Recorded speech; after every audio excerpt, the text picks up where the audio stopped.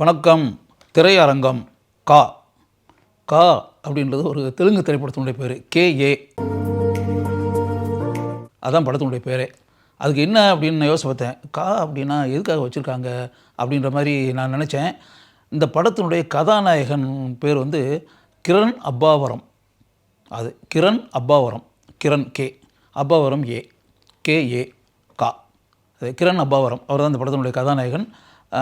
இதில் வந்து வாசுதேவ் அப்படின்னு அந்த கதாபாத்திரத்தினுடைய பேர். அந்த கதாபாத்திரத்தில் இவர் நடித்திருக்கிறார். இரட்டை வேடங்கள். கிரண் அப்பாவரம். இரட்டை வேடம்ன்றது இன்டர்வலில் தான் இரட்டை வேடம் தெரியும். படத்தில் ஆரம்பத்தில் வந்து சிங்கிள் கேரக்டராக தான் வரும். இன்டர்வல் டைமில் வந்து இன்னொரு கேரக்டர் வந்து டபுள் ரோல் அப்படி வச்சுக்கோங்களேன். அந்த இதில் நடிச்சிருக்காரு. இந்த படத்தை பொறுத்தளவில் இயக்குனர் அப்படின்னு வரும்போது என்னென்னா, இந்த படத்தில் இரட்டை இயக்குனர்கள். ஆக்சுவலாக இதில் வந்து இரட்டை இயக்குனர்கள் அப்படின்னு வரும்போது அவங்க ரெண்டு பேருமே அண்ணன் தம்பி அப்படின்னு வச்சுக்கோங்க. பிரதர்ஸ். சுஜித்னு ஒருத்தர், சந்தீப்னு ஒருத்தர். ரெண்டு பேரும் பிரதர்ஸ். ரெண்டு பேரும் சேர்ந்து இந்த படத்தை இயக்கி இருக்கிறார்கள் அப்படின்னு சொல்லிட்டு. இதில் வந்து நயன் சரிகா அப்படின்னு சொல்லிட்டு அதான் கதாநாயகி இந்த படத்தில். என்ன அப்படின்னா, பொதுவாகவே தெலுங்கு படம் வந்து எனக்கு ரொம்ப பிடிக்கும், தெலுங்கு படங்களை.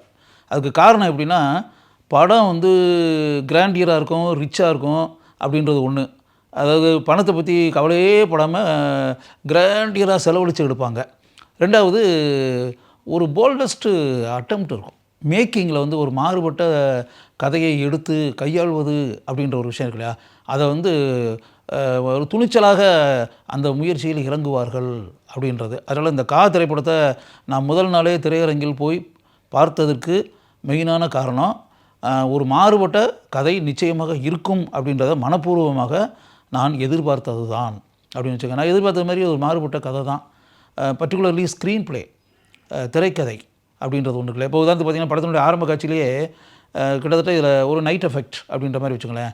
ஒரு இரவு நேரத்தில் நடக்கக்கூடிய இது. அதில் வந்து அந்த கதாநாயகனாக வரக்கூடிய அந்த வாசுதேவ் கதாபாத்திரம் இருக்கு இல்லையா, அவரை வந்து ஒரு இடத்துல அடைச்சி வச்சுருக்காங்க.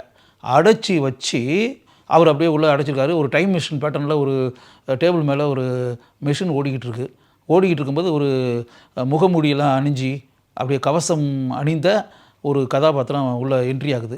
என்ட்ரி ஆகி இவர்கிட்ட வந்து விசாரணை. இவர் அமைதியாக உட்காந்துருக்கும் போது விசாரணை பண்ணி, அதாவது உதாரணத்துக்கு இது 79 1979 நடக்கிறது மாதிரி கதை. 1979. அந்த 79 கிருஷ்ணகிரி அப்படின்ற ஒரு ஊர். இப்போ ஆக்சுவலாக கிருஷ்ணகிரினா நம்ம கிருஷ்ணகிரி இல்லை, தமிழ்நாட்டில் இருக்கக்கூடிய கிருஷ்ணகிரி கிடையாது. இதில் கிருஷ்ணகிரின்றது ஒரு கிட்டத்தட்ட ஒரு சிற்றூர்னு வச்சுக்கோங்களேன். அந்த கிராமம். அதில் வந்து இவர் போஸ்ட்மேனாக இருந்திருக்காரு அந்த காலத்தில். 79 வந்து போஸ்ட்மேன் அப்படியே சைக்கிளில் வந்து அப்படியே வீடு வீடாக அப்படியே கடிதங்கள்லாம் கொடுத்து அப்படின்ற மாதிரி ஒரு மேட்ரு இருக்கும் இல்லையா, ஒரு தபால் நிலையத்திலேருந்து வந்து அது மாதிரி போஸ்ட்மேன் வேலைக்கு அந்த ஊருக்கு போனவர்.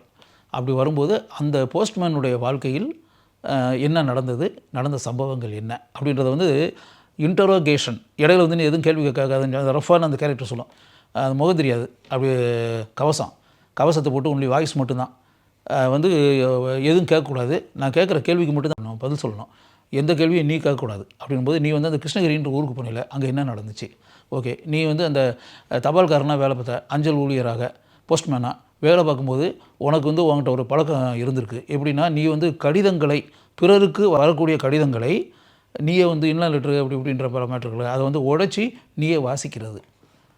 அந்த காரியம் எப்போ இருந்து உனக்கு அந்த பழக்கம் இருந்துச்சு, அது எதுக்காக வாசித்த, அந்த வாசித்த பிறகு என்ன நடந்துச்சு, அப்படி இந்த மாதிரி அந்த ஒவ்வொரு தடவையும் இந்த கேரக்டர் வந்து கேள்வி கேட்குறது, அதுக்கு ஒரு பதில் சொல்கிறது, ஃப்ளாஷ்பேக் மேட்டர்கள் இருக்குல்ல, இதுதான். பிறகு இடையில வந்து மறுபடியும் ப்ரெசென்ட்டுக்கு வரும், பிறகு பாஸ்ட்டுக்கு போகும், ப்ரெசென்ட்டுக்கு வரும், பாஸ்ட்டுக்கு போகும் அப்படின்னு மாதிரி. இவர் எப்படி அடைக்கப்பட்டுன்னு இருக்கோ இதே மாதிரி பக்கத்து அறையில் ஒரு பெண் அடைக்கப்பட்டு அப்படின்ற மாதிரி ஒன்று. அது ஒரு பேரல் கேரக்டர். ராதா அப்படின்றது ஒரு கேரக்டர்.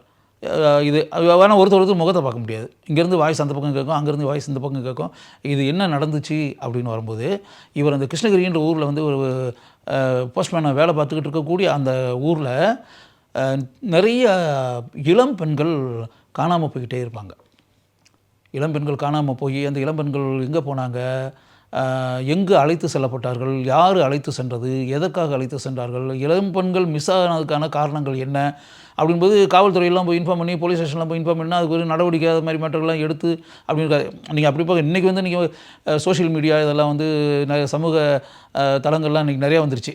அது இன்றைக்கி இருக்கக்கூடிய இதனுடைய விஷயம் வேறு. அந்த காலத்தில் 1979 அப்படின்னு வரும்போது அது அதுக்கான வாய்ப்புகள் இல்லை, 40 வருஷத்துக்கு முன்னாடி. அப்படி வரும்போது இல்லாதனால அந்த நடவடிக்கைகள்லாம் ஒன்றும் பெருசாக எழுது பண்ணி ஒரு இளம்பெண்ணை கூட காணாமல் பொண்ணை கண்டுபிடிக்கல யார் காவல்துறையே கூட.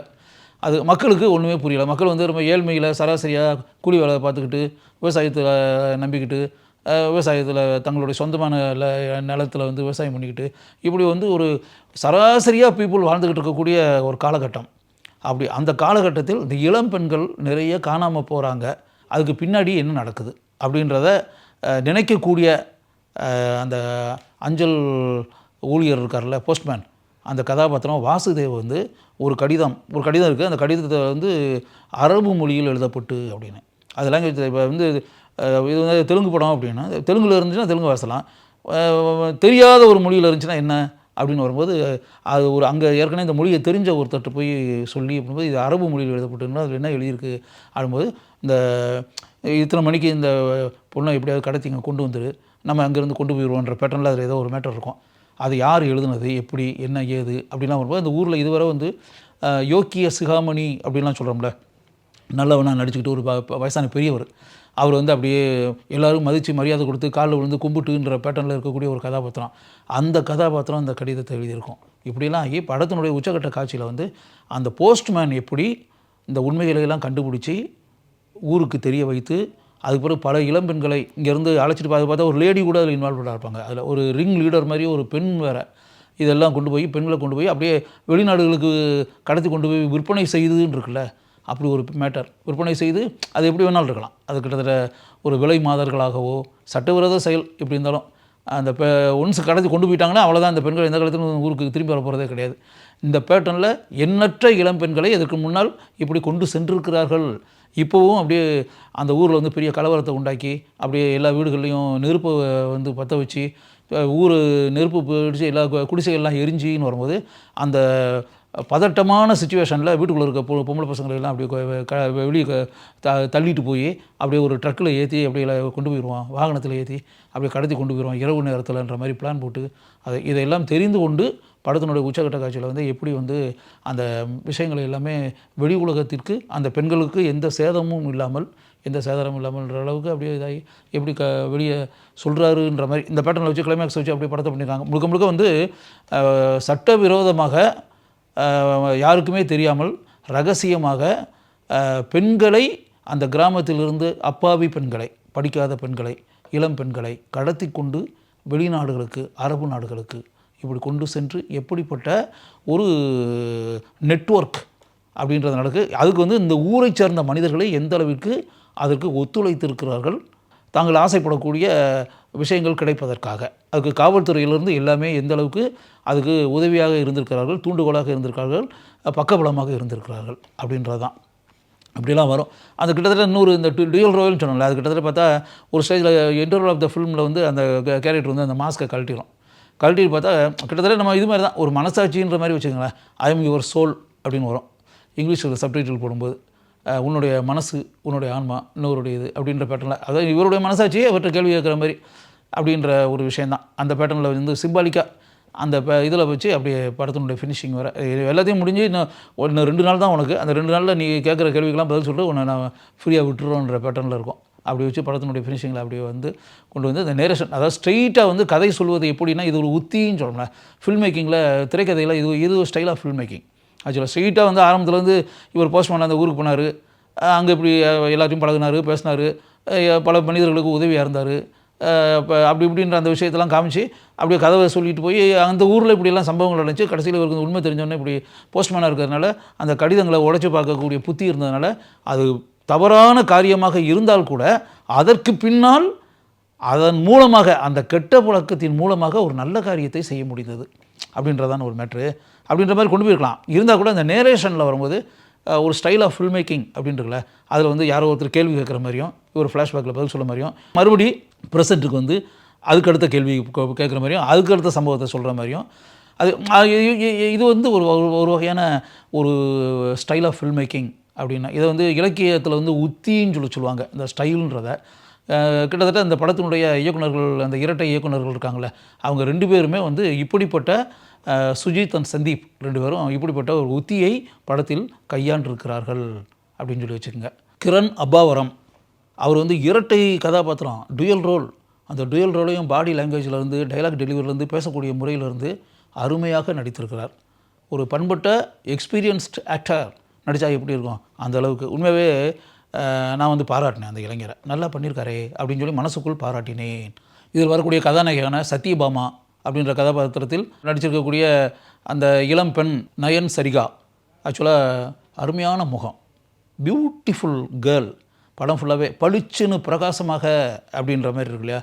அப்படி இப்போ நிக்கிலா விம்ல வந்து வாழை திரைப்படத்தில் பார்த்தோம்ல அந்த மாதிரி பளிச்சுன்னு பிரகாசமான முகம். ஆக்சுவலாக வெரி குட் பெர்ஃபார்மன்ஸு. இயல்பாக அருமையாக அந்த கதாபாத்திரத்திற்கு பொருந்தி இருக்கிறார் அப்படின்னு சொல்லிட்டு வரும். பிறகு வந்து இந்த படத்தில் பாராட்டப்படக்கூடிய இன்னொரு விஷயம் என்னென்னா, படத்தில் வந்து ரெடின் கிங்ஸ்லி வந்து படம் ஃபுல்லாகவே வராரு. அருமையான கதாபாத்திரம். பாராட்டக்கூடிய அளவிற்கு ரெடின் கிங்ஸ்லியினுடைய பெர்ஃபார்மன்ஸ் இந்த படத்தில் இருக்கிறது அப்படின்னு சொல்லிட்டு இந்த படத்துக்கு மிகப்பெரிய ப்ளஸ் பாயிண்ட் இன்னொன்று என்னென்னா, சாம் சிஎஸ்னுடைய பிஜிஎம் பேக்ரவுண்ட் ஸ்கோர், பின்னணி இசை. இந்த படம் வந்து ஏன்னா அந்த படம் ஃபுல்லாகவே கிட்டத்தட்ட பார்த்திங்கன்னா ஒரு மர்மங்கள் நிறைய இருக்கக்கூடிய படம், நிறையா வந்து மர்ம முடிச்சுகள் இருக்கக்கூடிய படம், ட்விஸ்ட்டுகள் நிறையா இருக்கக்கூடிய படம், திடுக்கிடும் சம்பவங்கள் நிறையா இருக்கக்கூடிய படம், பெரும்பாலான காட்சிகள் நைட் எஃபெக்டில் எடுக்கப்பட்டிருக்கக்கூடிய படம். அப்படி வரும்போது இதில் வந்து பின்னணி இசை அப்படின்னு வரும்போது உண்மையாகவே சிறப்பாக இருந்தால்தான் இந்த படத்தினுடைய திரைக்கதை மக்களுடைய உள்ளங்களில் ஆழமாக பதியும். அப்படி வரும்போது சாம் சிஎஸ், பொதுவாக சாம் சிஎஸ் வந்து பேக்ரவுண்ட் ஸ்கோர் அப்படின்னாலே நிச்சயமாக அவருடைய ஆழமான முத்திரை படத்தில் இருக்கும் என்று எனக்கு தெரியும். அதே மாதிரி படத்தில் வந்து படத்தினுடைய பிகினிங்லேருந்து இறுதி காட்சி வரை சாம் சிஎஸ்னுடைய பேக்ரவுண்ட் ஸ்கோர் வந்து பாராட்டக்கூடிய விதத்தில் இருக்கிறது அப்படின்னு சொல்லிட்டு, அதனால் இந்த கா என்ற இந்த தெலுங்கு திரைப்படத்தை வந்து நம்ம பார்க்கும்போது இது வந்து மாமூலான திரைப்படம் கிடையாது. ஒரு வித்தியாசமான ஒரு கதைக்களத்தை மையமாக வைத்து இந்த படத்தை அந்த இரட்டை இயக்குனர்கள் இயக்கி இருக்கிறார்கள் அப்படின்ற மாதிரி உணர்வு நம்ம மனசுக்குள் உண்டாகும் அப்படின்னு சொல்லிட்டு எனக்கு இந்த படத்தை பார்க்கும்போது எந்த இடமே எனக்கு வந்து போர் அப்படின்ற மாதிரி தோணலை. ஆக்சுவலாக ஒரு டிஃப்ரெண்ட்டான ஒரு மேட்டர் எடுத்திருக்காங்க. சரி, கிளைமேக்ஸ் வரை இந்த படம் கதை எப்படி தான் போகுது, எப்படி தான் முடிக்கிறாங்க, இதுக்கு பின்னாடி வந்து இந்த காரியத்தெல்லாம் யார் செய்கிறது, அது மாதிரி என்ன சொல்ல போனால் இந்த ரிங் லீடர் மாதிரி ஒரு லேடின்னு சொல்லி பெண் கதாபாத்திரம் இருக்குல்ல, கிட்டத்தட்ட இந்த சொர்ணக்கா அப்படின்லாம் படத்தில் வந்துச்சுல, அந்த பேட்டர்னில் இவ்வளவு வயலண்ட்டான குணத்தை கொண்ட ஒரு பெண்ணா, பெண்களை கடத்தி கொண்டு செல்வதற்கு மூல காரணமாக இருப்பதே ஒரு பெண் கதாபாத்திரமா? அந்த பெண் கதாபாத்திரத்துக்கிட்ட அவங்க சொல்கிறத கேட்குறவங்களா மற்றவங்களாம்?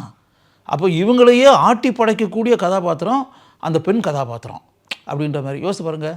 இது அதான் சொன்ன படத்தில் வந்து ட்விஸ்ட் அப்படின்றதுல திருப்பங்கள் நிறைய இருக்குது அப்படின்னு சொன்னான்ல. அதனால் வந்து ஒரு மாறுபட்ட கதையை மையமாக வைத்து எடுக்கப்பட்ட ஒரு திரைப்படம் அப்படின்ற முறையில் அந்த தெலுங்கு திரைப்படமான கா திரைப்படத்தை ஒரு முறை நீங்கள் பார்க்கலாம்.